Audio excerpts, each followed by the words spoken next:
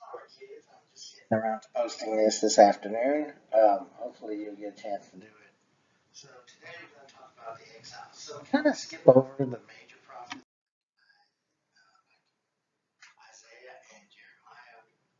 We did do Elijah, but we want to move on to the exile. So, before we can move on, I want to know what happened to Elijah. So, at the very end of the story I told you yesterday, what happened to Elijah? So, I'm kind of reading off the paper for the exile because it's kind of academic kind of thing. In 586 BC, the Babylonians first attacked Jerusalem. They began deporting Israelites to Babylon as slaves, which the Jews are ripped from their homelands. In 587, the Babylonians destroyed Jerusalem and the temple and took the entire nation into exile. The chosen people did not know if they would ever return to their homeland. So you may be asking yourself, why did the Babylonians attack Jerusalem? And the reason is because they had made treaties with Egypt. And as a result of that, they were invaded by the Babylonians and they were taken over. Many biblical scholars will say that the story of the ancient Jews can be written around two major events in their history. The first major event is the Exodus, of course, and the second major event is the exile, which is what we're talking about.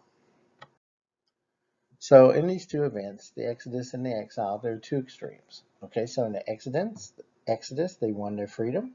They were no longer slaves. In the exile, they become slaves. In the Exodus, we read about the beginning of the Jewish nation.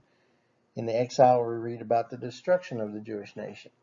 In the Exodus, we learn about the Israelites coming to the Promised Land.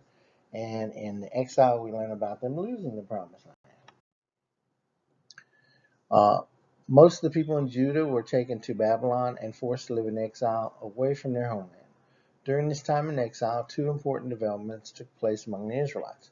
First, the temple had been destroyed. So since the temple's destroyed, now we need a place to go and worship, and that will be the synagogue. And of course, we're going to worship in the synagogue on the Sabbath.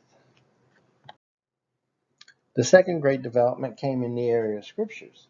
So, before our scriptures were kind of all disjointed and everything.